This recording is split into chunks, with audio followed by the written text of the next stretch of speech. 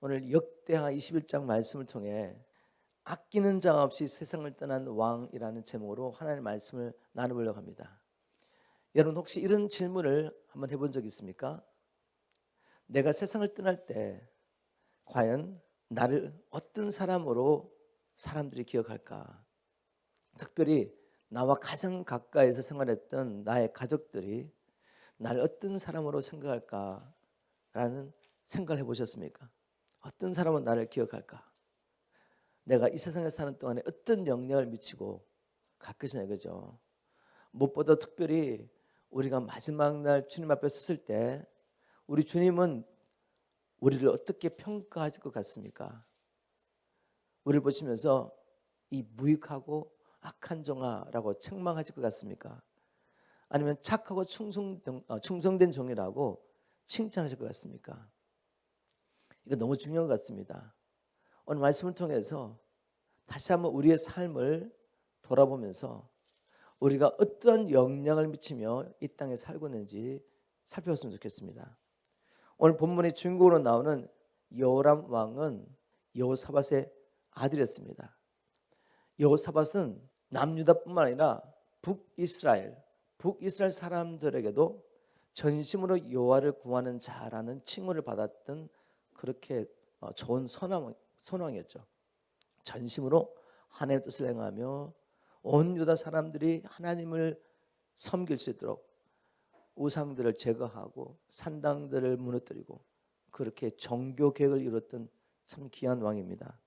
그런데 이 선한 왕 밑에 누가 태어났냐면 여호람 왕이 태어났습니다.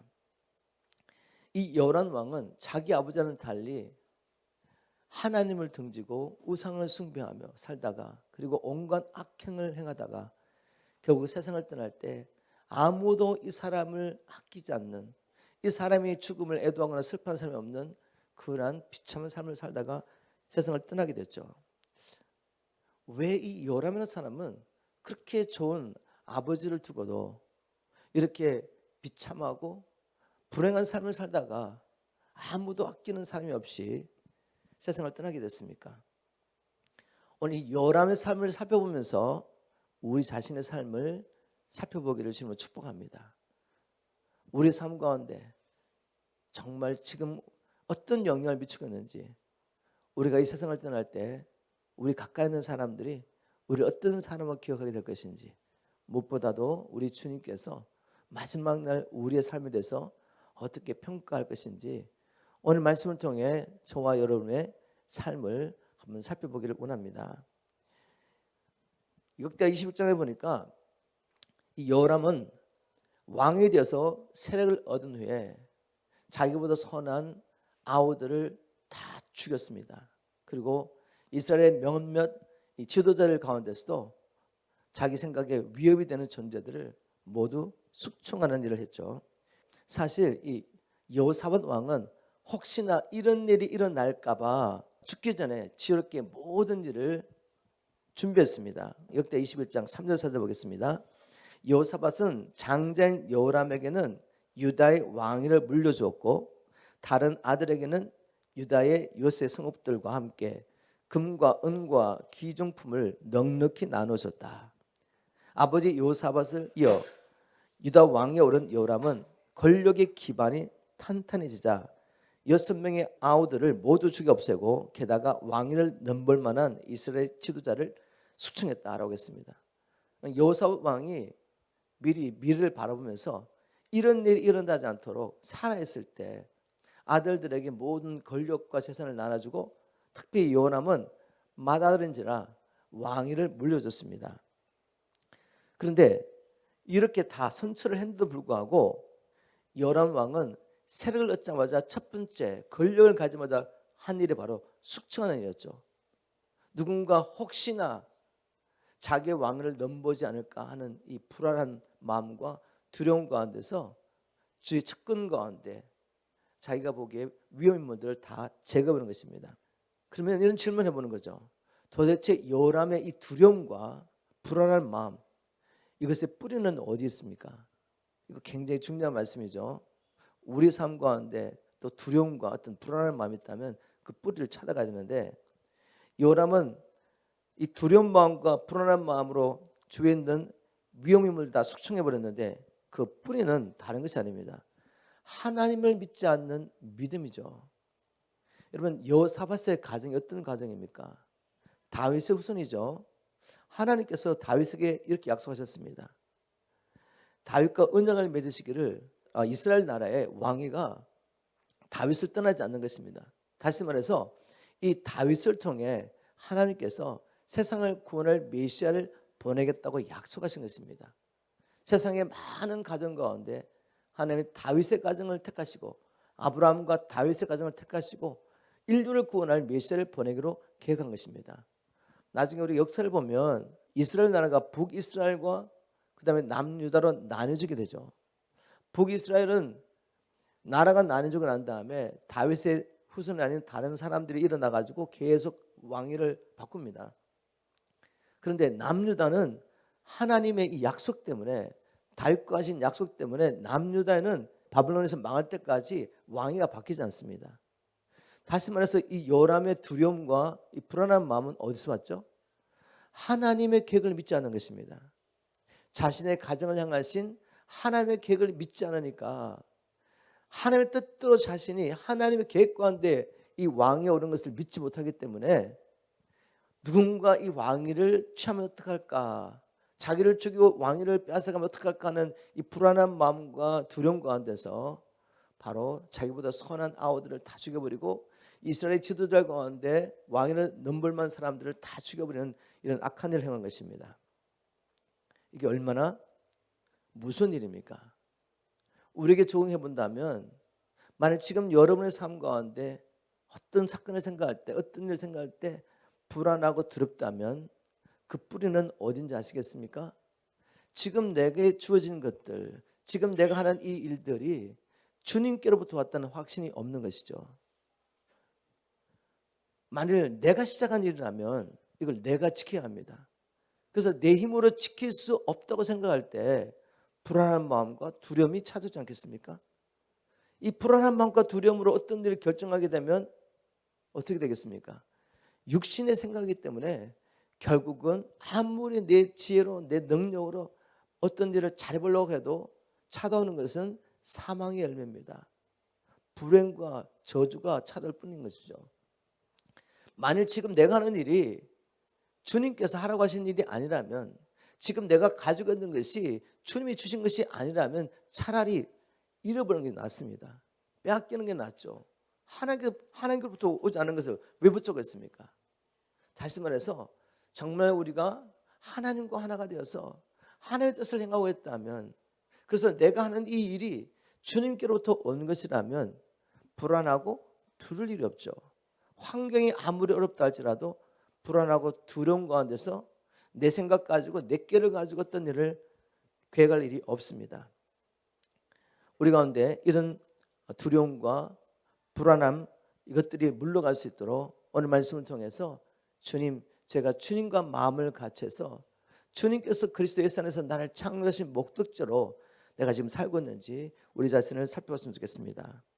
요람은 바로 이 하나님을 믿지 않는 믿음 가운데 형성된 이 불안한 마음과 두려움으로 자기 동생들뿐만 아니라 이스라엘의 몇몇 좋은 지도자들을 숙청한 일을 저질렀습니다.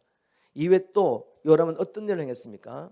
요람은 전심으로 하나님을 구했던 자기 아버지와는 달리 이스라엘의 왕들의 길을 본받아서 아합의 집 같이 행했습니다. 자, 이 말씀이 뭔지 한번 말씀 읽고 나눠보도록 하겠습니다. 역대하 21장 5절 6절 개역 성경을 한번 읽어보겠습니다. 요람이 위에 나아갈 때 나이 32세라 예루살렘에서 8년을 칠하니라. 저가 이스라엘 왕들의 길로 행하여 아합의 집과 같이 하였으니, 이게 하나님 보시기에 참 악한 일인데 도대체 이스라엘 왕들의 길을 본받는다는 것은 무엇입니까? 아합의 집같이 행했다는 말이 무슨 말입니까? 먼저 첫 번째, 이스라엘의 왕들의 길로 행했다는 말의 의미를 말씀을 통해 살펴보겠습니다. 솔로몬이 죽고 난 다음에 이스라엘 나라가 두 나라로 나뉘어지게 되죠. 북이스라엘 10지파가 모여서 북이스라엘 형성하고 유다와 벤자민 두 지파가 합쳐서 남유다로 나라가 세워지게 됩니다. 이렇게 나라가 나뉘고 난 다음에 이 북이스라엘은 여로보암이라는 사람이 왕이 되죠. 여로보암이 왕이 되고 남유다는 다윗의 혈통을 따라서 르호보암, 솔로몬의 아들 르호보암이 왕이 됩니다. 이렇게 두 나라가 나뉘어지고 난 다음에 어떤 현상이 일어났습니까? 이 북이스라엘 나라 중에서 여전히 하나님을 경외하는 경건한 사람들이 제사를 지내기 위해서 어떻게 합니까? 국경선 넘어가지고 남유다에 있는 예루살렘에 와서 제사를 드리는 현상이 있었던 거죠. 이걸 바라보면서 여로보암은 마음이 불안해집니다. 마음에 두려움이 생겨요. 그리고 이렇게 말합니다.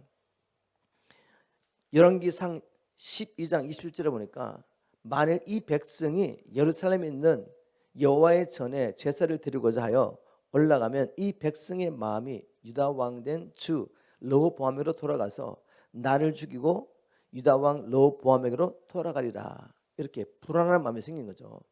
그래서 자기 신하들을 다 모아놓고 인간적인 꾀를 찾습니다. 어떻게 하면 우리 백성들이 제사를 지내려고 예루살렘에 내려가다가 그들의 마음이 르호보암에게 돌아가는 일을 막을 수 있겠느냐. 그리고 의논하고 뭐하죠? 금송아지를 만듭니다. 금송아지를 만들어서 하나는 북쪽에 단에다가 세우고 또 하나는 남쪽에 베들에 세워놓고 이렇게 선포합니다. 열왕기상 12장 28절 쉬운 성경, 여러분이 제사를 드리러 예루살렘까지 올라간다는 것은 너무 번거로운 일입니다. 마치 백성들을 위하는 것처럼 뭐 번거롭게 예루살렘까지 멀리 갈 필요가 있습니까? 자, 여기를 보십시오. 여러분을 이집트에서 이끌어내신 여러분의 신이 여기 있습니다. 금송아지 만들어 놓고 뭐 번거롭게 예루살렘까지 갈 필요 있습니까? 가까운 데 가셔서 북쪽에 있는 사람은 단으로, 남쪽에 있는 사람은 베들로 가셔서 여기 여러분을 애굽에서 인도하는 신이 있으니까 여호와 하나님, 이 여호와 하나님께 제사하십시오라고 말했던 것입니다. 여러분 어디서 많이 들었던 이야기 같지 않습니까? 바로 그들의 조상이었던 이스라엘 백성들이 애굽에서 나와서 광야에 머무르는 동안에 모세는 하나님의 계명을 받기 위해서 즉 하나님의 백성들이 어떻게 살아야 하는지, 그래야 하나님의 백성이 될 수 있는지 알기 위해서 시내산에 올라가서 하나님을 기다렸죠. 40일 동안 물도 마시지 않고 떡도 먹지 않고 하나님을 기다렸습니다. 그 40일을 기다리지 못해가지고 이스라엘 백성들은 아론을 부축해서 우리를 위해서 신을 만들려고 하죠. 여기 중요한 말이 있습니다. 우리를 위해서 신을 만들어라. 우리를 인도할 신을 만들려고 말하는 거죠. 그래서 만들어낸 게 뭐죠? 금송아지였습니다. 이 금송아지를 만들어 놓고 우상이죠. 금송아지를 만들어 하는 말이 무엇입니까? 이 금송아지가 우리를 애굽에서 인도하는 여호와라고 말하면서 그 다음날 여호와를 위해서 절기를 지키며 새벽부터 일어나서 온갖 잡다한 정경을 하면서 그 가운데 음란한 일도 있죠. 그러면서 그 앞에 뛰어오른 것입니다. 이것이 그들의 죄였죠. 하나님께서 이로 인해 진노하셨고 모세는 돌판을 가지고 내려오다가 이 돌판대로 하면 애들은 다 죽을 수밖에 없습니다. 그래서 그 돌판을 깨트려 버렸죠. 이 돌판대로 하면 애들이 다 죽어야 되니까. 하나님이 너무나 미워했던 우상 숭배의 죄였습니다. 그런데 그 똑같은 죄를 여로보암이 자기도 칠 뿐만 아니라 온 이스라엘이 이 우상 숭배에 빠지도록 이끌었던 것이죠. 북이스라엘의 첫 번째 초대 왕이었던 여로보암이 이 일을 행하고 그 다음에 일어났던 모든 왕들이 북이스라엘이 BC 722년에 아수를 통해 망할 때까지 이 여로보암의 길을 떠나지 않습니다. 즉 금송아지 세워놓고 이것이 여호와 하나님이라고 열심히 섬겼던 것이죠.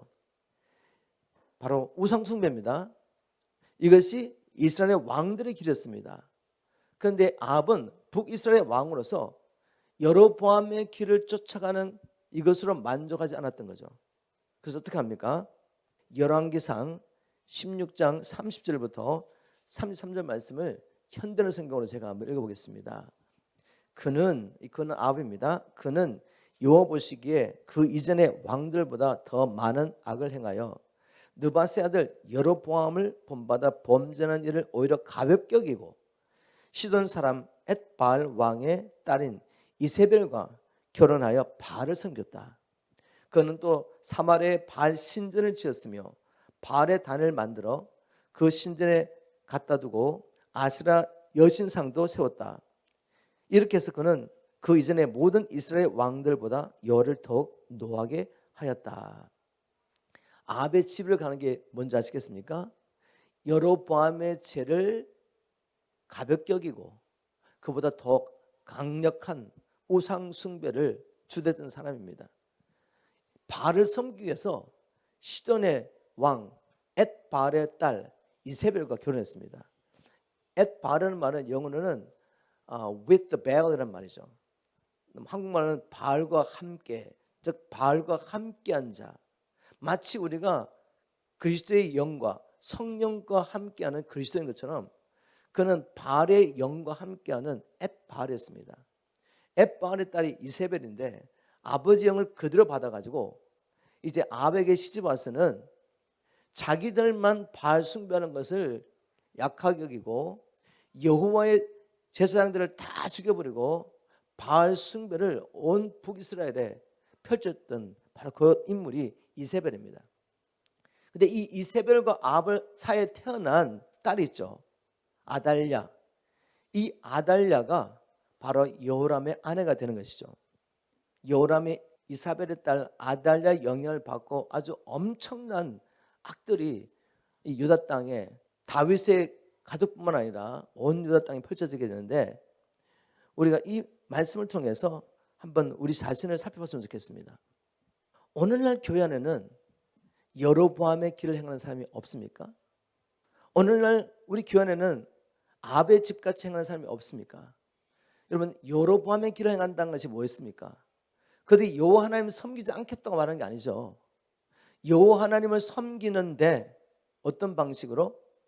하나님께서 계시하신 그 여호와 하나님을 섬기는 것이 아니라 자신들이 여호와 하나님을 만든 것이죠.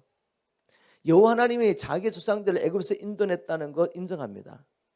다시 말해서 우리가 예수님께서 우리를 죄 가운데서 구원하시는 구주이신 것 인정할 수 있습니다. 그런데 예수를 우리 편리에 맞게 우리가 원하는 대로 만드는 것입니다. 어떤 예수를 만들죠? 성경이 계시하는 예수가 아니라 자기가 만든 예수를 섬기는 것이죠. 여러분 성경이 계시한 예수는 어떤 분이십니까? 하늘과 땅을 창조하신 하나님이십니다. 우리가 지음을 받았다는 것은 우리가 우리를 위해서 존재하는 것이 아니라 우리를 지으신 그 하나님에서 존재하는 것이죠. 여러분 우리가 티슈 하나를 만들어도 티슈가 사람을 위해 존재하는 것이지 내가 티슈가 필요해서 티슈를 만드는 거지 사람이 티슈를 섬기지는 않지 않습니까? 티슈를 위해서 뭔가를 하지 않습니다. 그죠? 그런데 자기가 만든 예수를 믿는 사람은 이렇게 생각하는 것입니다. 하나님께서 창조자 하나님께서 나를 사랑하셔서 나를 위해서 모든 것을 만들었다고 생각합니다. 하나님도 자기를 위해서 존재하는 것입니다. 내가 범죄해서 영원히 죽을 수밖에 없는데 나를 너무 사랑하셔서 나를 살리려고 독생자 주신 하나님, 물론 그게 진리지만 하나님의 창조의 목적과 관계없이 자기 중심적으로 그 말씀을 해석하다 보니까 왜곡하게 되는 것이죠. 그래서 이렇게 해석합니다.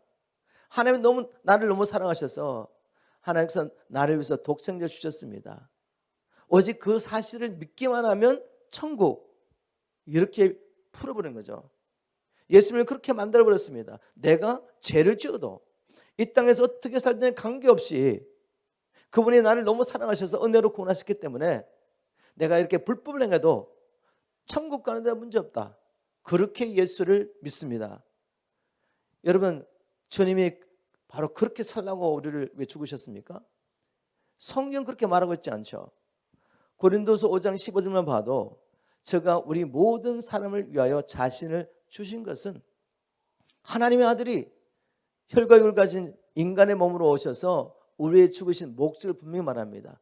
이는 산자들로 하여금 다시는 자기 자신을 살지 않고 자기를 위해 죽었다가 다시 사신 자를 위하여 살게 하려 함이라. 원래 우리는 그렇게 살도록 징을 받은 존재죠. 하나님을 위하여 징을 받은 존재인데 마귀에게 속아서 하나님을 믿지 않고 마귀를 믿고 마귀를 따라가다 보니까 마귀의 종이 된 것입니다. 그래서 하나님의 창조의 목적을 이룰 수가 없고 하나님께는 이제는 불필요한 존재니까 그렇게 살면 어떻게 됩니까? 폐기 처분되는 것이죠. 하나님의 목적대로 살지 못하는 존재하지 않는 모든 피조물 어떻게 하겠습니까? 폐기 처분해야죠. 그게 하나님의 심판입니다. 우리도 필요 없는 물건 갖다 버리지 않습니까? 그런데 하나님이 자기 이름의 영광을 위하여 또 우리를 사랑하심으로 하나님께서 그렇게 살지 않도록 창조의 목적대로 다시 살고 하나님의 뜻대로 살고 하나님과 함께 영원히 하나님 나라 살도록 원래 하나님께서 계획하신 그 삶을 살 수 있도록 우리를 구원하셨다고 성경은 말하고 있습니다. 그래서 진정 복음을 깨닫는 사람, 우리를 살리시고 우리를 용서하시고 우리를 통해 자기의 뜻을 행하시려고 그래서 우리를 통해 영광 받으시려고 우리를 그리스도 예수 안에서 구원했다는 것을 믿는 사람은 어떻게 살겠습니까? 영원히 죽을 수밖에 없는 우리를 사랑하셔서 독생자를 주신 그 하나님을 생각할 때마다 감사하며 찬양할 수밖에 없는 것입니다. 또 이런 우리를 향하여 우리를 위해서 하나님 나라를 예배하시고 풍성한 기업을 그리스도 예수 안에서 준비하신 그 하나님을 생각할 때 우리는 평생 하나님 앞에 감사하며 살 수밖에 없는 것이죠. 이것이 참 복음인데 오늘날 교회 안에도 여로보암의 길을 가는 자들이 너무 많이 있습니다. 자기가 만든 예수 멋대로 그냥 믿고 사는 것이죠. 그리고 이것이 은혜라고 믿고 있습니다. 여러분 여로보암의 길로 들어선 사람은 그 다음에 아합처럼 살게 되죠. 아합은 이제 하나님을 섬기는 그것조차 버려버리고 자기를 위해서 그 당시에 그 가나안 족속들이 섬겼던 바알과 아세라를 섬겼습니다. 바알은 풍요의 신입니다. 아세라는 쾌락의 신이에요. 결국 왜곡된 복음, 여로보암의 길을 쫓아가는 자는 오늘날에도 거기서 만족하지 않습니다. 세상 사는 것과 똑같이 세상의 풍요를 위해서 육신의 쾌락을 추구하면서 사는 것입니다. 그래서 오늘날 교회 안에도 바알 숭배자, 아세라 숭배자가 있는 것이죠. 우리가 여로보암의 길을 가게 되면 반드시 아합의 길을 가게 되는 것을 기억해야 합니다. 이렇게 여로보암의 길을 행하며 또 아합의 집의 길을 쫓았던 여호람은 세상을 떠날 때 그를 아끼는 자가 한 사람도 없었다고 성경 기록하고 있습니다. 우리 삶은 이렇게 살면 안 되겠죠. 우리가 여기서 혹 우리 삶 가운데 이런 여로보암의 죄 그리고 아합의 죄가 있다면 여기서 돌이켜야 합니다. 자, 이런 질문을 해봅니다. 왜 여로보암은 전심으로 하나님을 구했던 그 아버지 밑에서 살았는데 어떻게 아버지는 이렇게 반대되는 길을 가다가 비참하고 불행한 삶을 살다가 죽었습니다.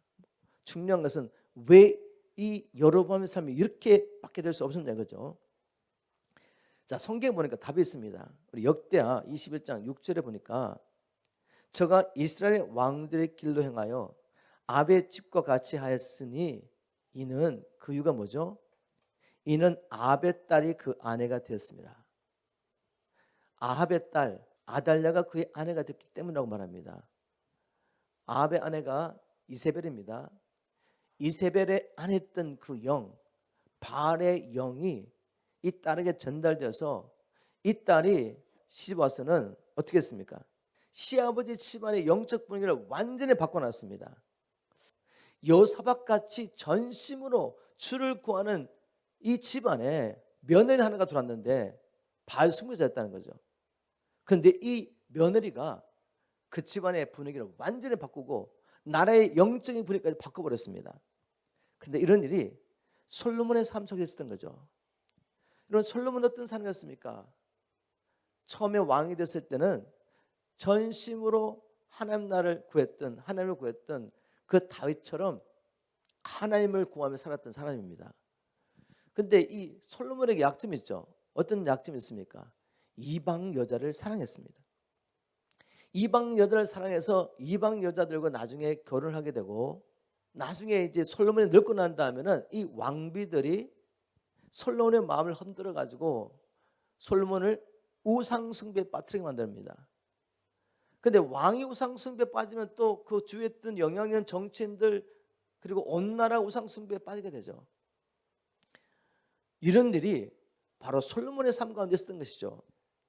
이렇게 성경 역사만 봐도 믿지 않는 사람과 믿는 사람이 결혼을 하게 되면 우리 생각에는 믿는 사람이 끌고 갈 것 같은데, 다는 그렇지 않지만 대부분의 경우 불신자들이 믿는 자들의 마음을 흔들어서 같이 죄를 짓게 만든다는 것이죠.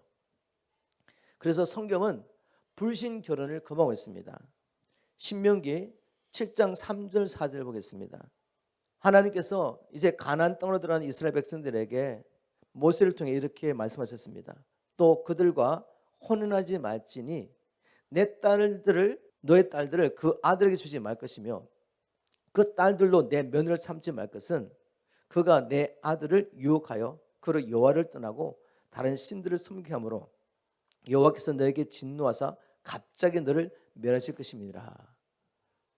하나님께서 이스라엘 백성들에게 저 하나님을 알지 못하는 우상 숭배에 빠져 있는 가나안 족속들, 하나님이 진노하셔서 멸할 수밖에 없는 저들과 연혼하지 말라고 하신 거죠. 고린도후서 6장 14절부터 16절 동일한 말씀이 기록되어 있습니다. 너희는 믿지 않는 자와 멍에를 같이 하지 말라. 의와 불법이 어찌 함께하며 빛과 어둠이 어찌 사귀며 그리스도와 벨리알이 어찌 조화되며 믿는 자와 믿지 않는 자가 어찌 상관하며 하나님의 성전과 우상이 어찌 일치가 되리요. 라고 이렇게 성경은 믿지 않는 자와 멍에를 같이 하는 것을 금하고 있습니다. 여호사밧 왕은 정말 하나님을 전심으로 섬겼던 왕인데 그의 인생에 가장 최대의 실수를 한 거죠. 다시 말해서 자기 아들을 위하여 우상 숭배에 빠져 있는 아합의 딸을 데려와서 결혼을 시킨 것이 여호사밧 왕의 가장 큰 실수입니다. 그런데 이런 큰 실수를 하게 된 배경을 보니까 이해가 됐습니다. 어떻게 여호사밧이 하나님을 잘 섬기다가 이런 결정하게 됐냐 봤더니 성경에 이렇게 기록하고 있습니다. 역대하 18장 1절이죠. 여호사밧이 부귀와 영광이 극하였고 아합으로 더불어 연혼하였더라. 세상 부귀 영화가 주어지고 나니까 그 세상 부귀 영화를 통해서 여호사밧의 왕도 어두워지게 됩니다. 그리고 어떤 생각을 하게 되죠? 북이스라엘은 그래도 형제 나라지 않습니까? 그 나라와 싸울 일 없는 것입니다. 그러나 실제적으로는 같은 민족이지만 북이스라엘과 남유다가 나뉘어지고 난 다음에 계속해서 전쟁이 있었던 거죠. 그래서 여호사밧이 이렇게 생각할 수 있습니다. 내가 내 아들에게 이 나라를 물려줄 텐데 저 북이스라엘과 동맹을 맺게 하고 평안한 삶을 살게 했으면 좋겠다. 이런 생각, 뭐 인간적으로는 좋은 생각이지만 그것은 영적인 생각은 아니죠. 하나님과는 관계없는 것입니다. 그런데 이런 어리석은 생각을 언제 했다고요? 부귀의 영화가 극에 달했을 때, 세상의 것들이 그에게 주어지고 부귀의 영화를 누리고 있는 동안에 마음이 어두워진 것입니다. 여러분은 그렇지 않을 것 같습니까? 우리에게 어려움이 있는 것, 이 세상을 살면서 고난과 어려움이 있는 것이 사실은 복입니다.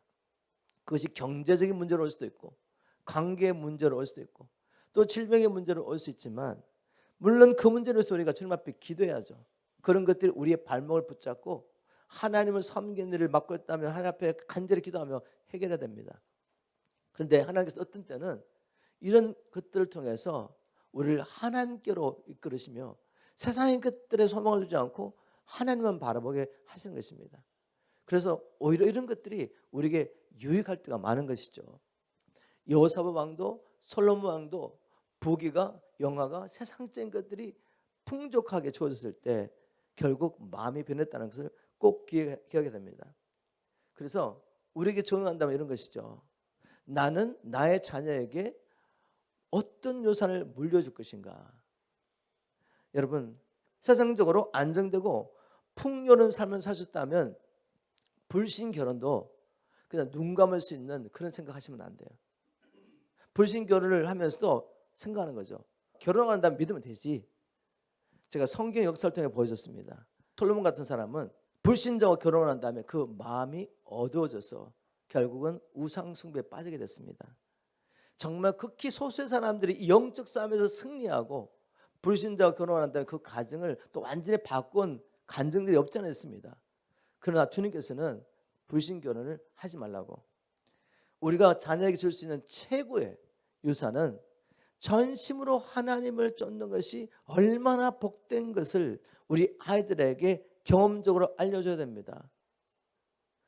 우리가 전심으로 주님을 쫓으면서 그렇게 하나님을 따라가면서 때로는 어려움과 또 고난과 핍박이 있지만 그럼 불구하고 그 가운데서 누리는 이 하나님 나라와 기쁨을 아이들이 맛보지 않는데 왜 아버지 어머니의 길을 쫓아가겠습니까? 자기들이 봤더니 정말 어렵고 힘든 일이지만 이 가정에 늘 평강과 기쁨이 있고 엄마 아빠가 정말 주님 안에서 서로 사랑하며 섬기는 걸 보면서 나도 이 길을 가야 되겠다 라고 생각하도록 우리가 이 믿음의 유산을 삶을 통해서 우리 자녀에게 물려줘야 됩니다. 이것이 우리가 우리의 자녀를 사랑하고 줄 수 있는 최고의 유산입니다. 다시 한번 우리 요람의 이야기로 돌아가 보도록 하겠습니다. 자, 이런 질문을 던져봅니다. 요람이 하나님을 버리고 아합의 집의 길도 행하며 하나님 앞에서 악을 행한 후에 이제 어떤 일이 일어났습니까? 원인은 살펴봤습니다. 아내를 잘못 만났구나. 그래서 그 아달랴를 통해 영향을 받고 그 악한 길을 가게 되는데 이렇게 악한 길을 가게 되면서 어떤 일이 났는지 이제 말씀을 통해 보겠습니다. 첫 번째로 났던 일은 그때까지 유다에게 조공을 바치던 나라들이 이제 배반하는 일이 일어나기 시작합니다. 역대하 21장 8절부터 10절 말씀이죠. 여호람 때에 에돔이 배반하여 유다의 수하에서 벗어나 자기 위에 왕을 세운 거로 여호람이 장관들과 모든 병거를 가지고 출정하였더니 밤에 일어나서 자기를 애워싼 에돔 사람과 그 병거의 장관들을 쳤더라. 갑자기 에돔이 배신했습니다. 조공을 바치지 않고 유다의 말을 듣고 이렇게 살았는데 이제는 자기의 왕을 세워버리고 유다를 배신한 거죠. 그래서 에돔을 쳐들어가서 공격했습니다. 그 공격이 실패했을까요? 성공했을까요? 실패했죠. 왜냐하면 하나님으로부터 온 징계였습니다. 그래서 10절에 보니까 이와 같이 에돔이 배반하여 유다의 수하에서 벗어났더니 오늘날까지 그러했으며 그때 또 림나도 배반하여 여호람의 수하에서 벗어났으니 이렇게 자기들에게 종을 바치는 사람들이 이제 점점 그 세력 안에서 벗어나면서 독립하는 거죠. 이는 저가 열조의 하나님 여호와를 버렸음이더라. 하나님을 떠나고 난 다음에 이제 하나님의 징계가 시작되는 것입니다. 자, 이것은 제가 보면 어떤 면에서 하나님의 경고죠. 자기들에게 종을 바치는 사람이 떠났지만 직접적으로 자기 자신에게 자기 가족에 어떤 어려움이 온 건 아니에요. 그런데 이런 하나님의 경고를 받고도 여호람은 돌이키지 않고 더 적극적으로 유대 땅에 우상 숭배를 이제 퍼뜨립니다. 역대하 21장 11절 여호람이 또 유다 여러 산에 산당을 세워 예루살렘 거민으로 음란하듯 우상을 섬기게 하고 또 유다를 미혹해 하였으므로 왕이 자기만 우상 숭배에 빠지는 것이 아니라 자기 백성들을 미혹해 가지고 우상 숭배에 빠지도록 이끌었다는 것이죠. 이렇게 죄를 더합니다. 자신 혼자뿐만 아니라 온 백성들로 하여금 이 배도의 길을 가도록 미혹했습니다. 자, 이렇게 회개할 기회를 줘도 돌이키는커녕 계속해서 악을 더하니까 이제 하나님이 엘리야를 보냅니다. 물론 엘리야가 편지를 보냈지만 엘리야를 통해서 하나님의 메시지를 전합니다. 심판의 메시지죠. 21장 12절부터 15절입니다. 선지자 엘리야가 여호람에게 글을 보내어 가로되 왕의 조상 다윗의 하나님 여호와의 말씀이 네가 네 아비 여호사밧의 길과 유다 왕 아사의 길로 행치 아니하고 오직 이스라엘 열왕의 길로 행하여 유다와 예루살렘 거민으로 음란하듯 우상을 섬기게 하기를 아베 집과 같이 하며 또 너희 아베 집에서 너보다 선한 아우를 죽였으니, 이제 하나님 이렇게 재앙을 선포하십니다. 14절, 여호와가 내 백성과 내 자녀와 내 아내들과 내 모든 재물을 큰 재앙으로 치리라. 또 너는 창자의 중병이 들고 그 병이 날로 중하여 창자가 빠져나오리라 하셨다더라. 이렇게 선포했습니다. 재앙을 선포했습니다. 이 하나님 말씀대로 이제 요람 삶 가운데 이루어졌습니다. 첫 번째, 가정, 자기의 가족들과 아내들에 대한 이 재앙이 어떻게 임했습니까? 역대하 21장 16절 17절이죠. 여호와께서 블레셋 사람과 구스에서 갖고 온 아라비아 사람의 마음을 격동시키사 요람을 치게 하셨으므로 그 무리가 올라와서 유다를 침노하여 왕국의 모든 재물과 그 아들들과 아내들을 탈취하였으므로 말제 아들 요아스 외에는 한 사람도 남지 않았더라. 아들들뿐만 아니라 아내까지 다 뺏기고 그리고 모든 재물을 뺏겼습니다. 자, 이 일은 어떤 일을 기억나게 하죠? 요람이 왕이 되어서 건설을 얻은 후에 자기보다 착한 아우들을 다 죽였습니다.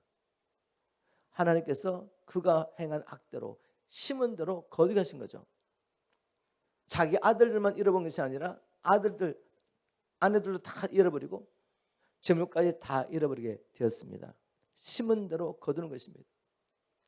하나님께서 경고를 하신데도 불구하고 회개하지 않으니까 결국 그는 재앙을 맞이하게 됐습니다. 자, 그런데 말씀을 보니까 그렇게 다 아들들이 죽는 가운데 한 사람이 살아남죠. 요아스, 막내 아들이 살아남습니다. 자, 왜 이런 일이 일어났을까요? 왜냐하면 하나님께서 다윗과 약속하신 약속 때문입니다.